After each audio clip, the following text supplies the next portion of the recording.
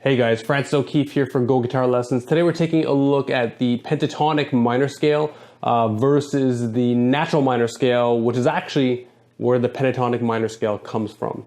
Let's break down both scales and we'll talk a bit about them, and I'll tell you what they're used for and why it's important that you know both of them and not just the pentatonic.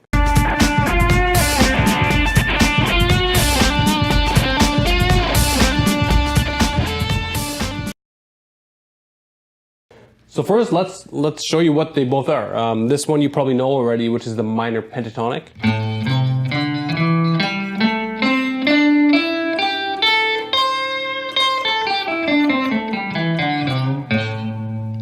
So that's a double octave minor pentatonic, meaning we play through the scale twice. In fact, more than twice if we count this last note.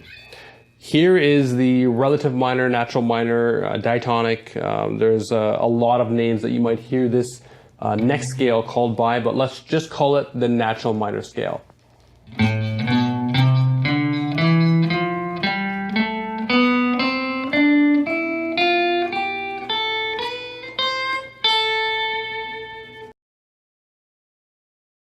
We're looking at the key of A minor for these two scales, so our notes are A, B, C, D, E, F, G, A, B, C, D, E, F, G, A, B, C, A. That's how the pattern breaks down when we play it in this position for the full natural minor. Okay, so we're eliminating the B and the F notes if you want to look at it note-wise. That's only going to be consistent with this key. Remember, there are 12 keys in total, so that's 11 other keys. We only eliminate the B and the F note in this one case. Okay, so by eliminating the B and the F note, we arrive at the pentatonic minor, the A minor pentatonic, and we have A, C, D, E, G. A, C, D, E, G, A, C. So the F is gone and the B is gone. That can tell you stuff. If you're playing on top of a progression that has an F chord in it, you might want to bring in that note. There are blues songs all of a sudden that will bring in an F chord. And these are the kind of blues songs that are not strictly minor. So if there's ever an F note or an F chord that is brought in by the bass or the rhythm guitar or the piano, or actually any instrument really, you can use that F note, okay? So those are the kind of things that you have to watch out for and learn about. The other way we can analyze this is by the intervals. So the natural minor scale has a 1, 2, flat third, 4, 5, flat 6, flat 7. That's the interval structure, and it happens, of course, twice. 1, 2, flat third, 4, 5, flat 6, flat 7, and then 1 again, 2, flat third.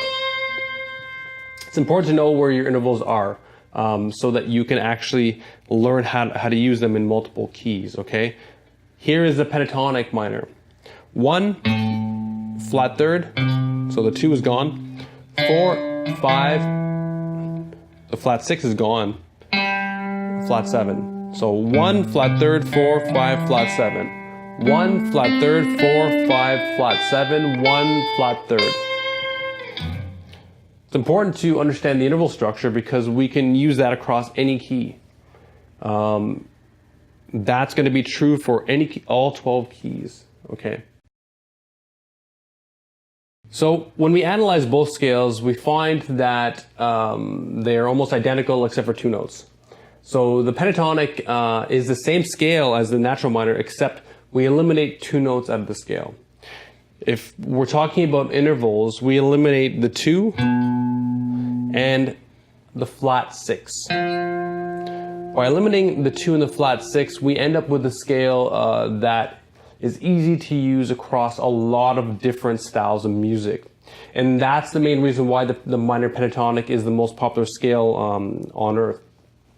Is that it's it's extremely versatile. It's probably the most versatile scale that we have. Meaning it works on blues, works on rock, works on reggae, works on pop. It has less notes to actually to conflict with other notes. So it's easier to work across all these styles. But if you just play the minor pentatonic, you are going to be limiting yourself. Yes, it's the safest thing to play, but you're still limiting yourself. Let's take a look at the natural minor. So we bring back in that 2 in flat 6.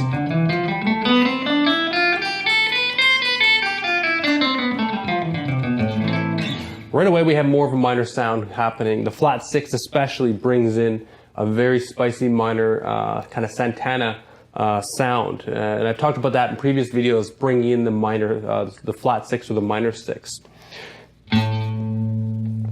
The problem happens for guitar players when they don't know when they can play the minor 6. And that, of course, is why the pentatonic is so much easier to use. You don't really have to know that.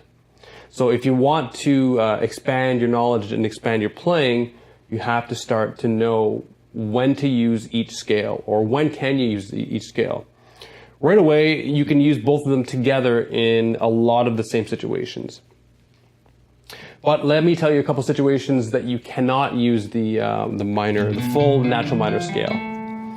A lot of blues you cannot use the minor 6, the flat 6, okay? Now, it depends on the style of blues that you're looking at. So if you're playing a song like The Thrill Is Gone, or another blues song that is strictly a minor progression, meaning the rhythm chords and the bass line are all done with minor arpeggios or minor scale notes or minor chords, then you can use the flat 6. Okay, now B.B. King does not use the flat 6, even though he can in The Thrill Is Gone. He doesn't do that, and a lot of blues players don't do that.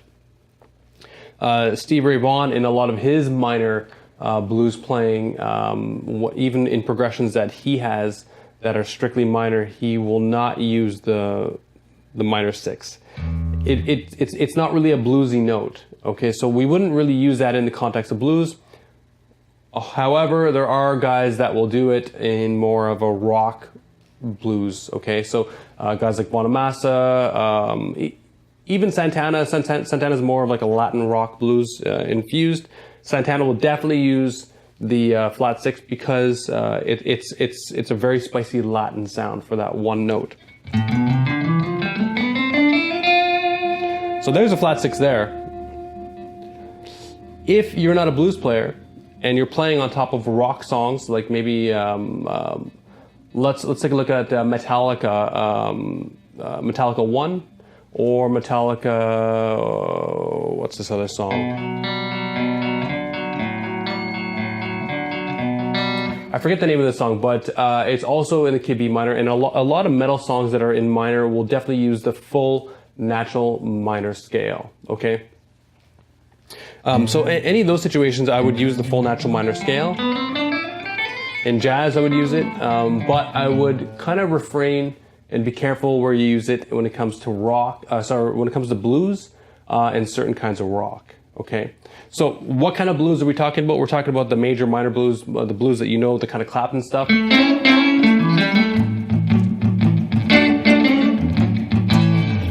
So a lot of blues players, as I mentioned before, will never use the minor 6, even in situations where they are actually able to. What I get all of my students to do is I get them to actually play both scales, one after another. So learning how to play the minor scale,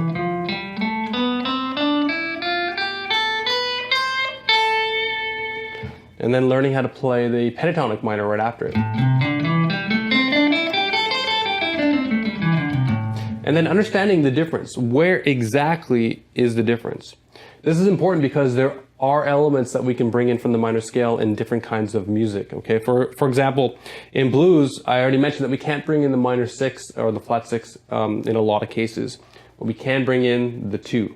So the 2 is the note that we've taken out. It's one of the notes that we've taken out in order to come to the pentatonic minor. So that 2 is used quite a bit in blues. It's used on turnarounds. Sorry, not turnarounds, 5 chords.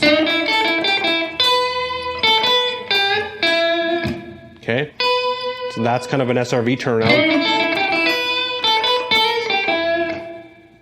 So the two can be very useful in blues, but you have to know when and where to use it. So practice those scales back and forth. Experiment by using them on backing tracks. So experiment by using the natural minor on some kind of I guess Pink Floyd tracks are great. So the minor stuff, metal tracks. So classic rock, metal tracks. Latin tracks. You could even do it on minor jazz tracks or just straight up A minor tracks. Okay. For the pentatonic minor, of course, it'll work across all those ones I mentioned, but try it on blues.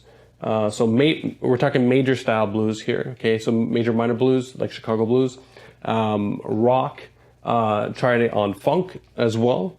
We can try it across soul. Actually works across a lot of styles that flat 6 will cause problems with. So give it a try. If you have any questions, feel free to lay them down in the comments, and always don't forget to subscribe. Next video, I'll be breaking down the major pentatonic.